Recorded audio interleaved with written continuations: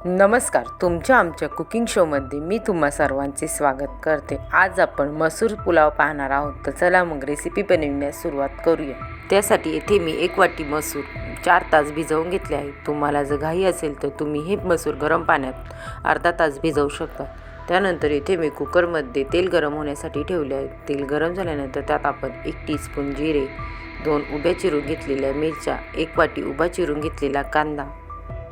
आता आपण या कांद्याला लालसर रंग येईपर्यंत तळून घेऊ।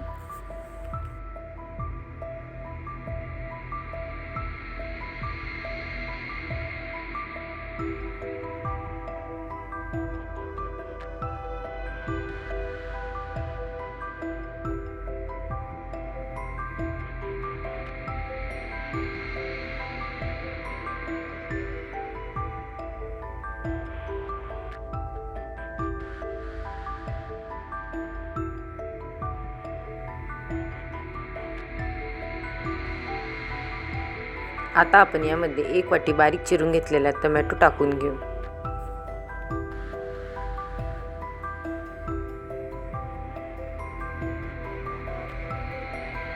आता आपण यामध्ये 1 टेबलस्पून आलं लसूण पेस्ट,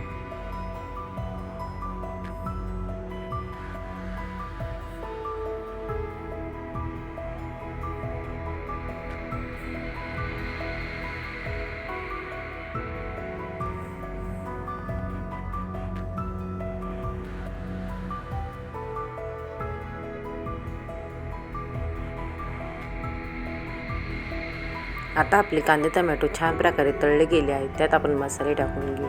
1 टीस्पून हळद, 1 टेबलस्पून धने पावडर,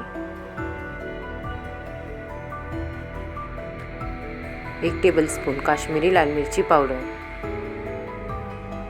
1 टेबलस्पून गरम मसाला। आता आपण हे सर्व चांगल्या प्रकारे मिक्स करून घेऊ।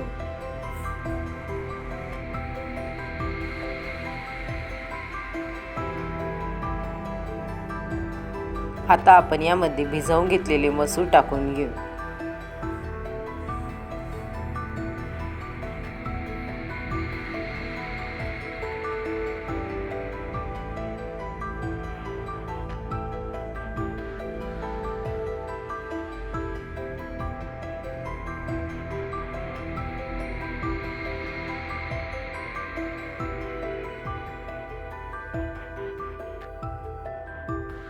आता आपण येथे 1 वाटी स्वच्छ धुवून घेतलेले तांदूळ टाकून घेऊ।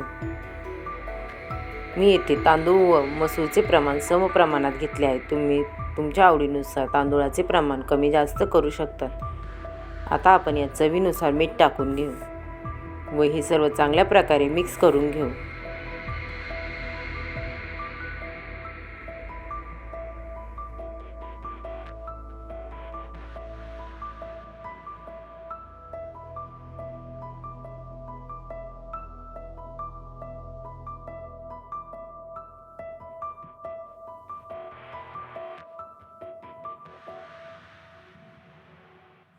आता इथे मी 2 ग्लास गरम पाणी टाकून घेत आहे।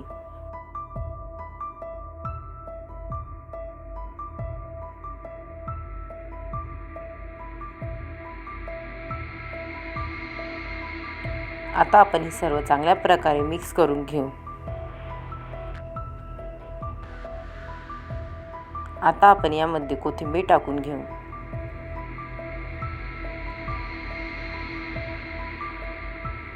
आता आपण हे सर्व चांगल्या प्रकारे उकळायला लागल्यानंतर कुकरचे झाकण लावून कुकरच्या 2 शिट्ट्या करून घेऊ।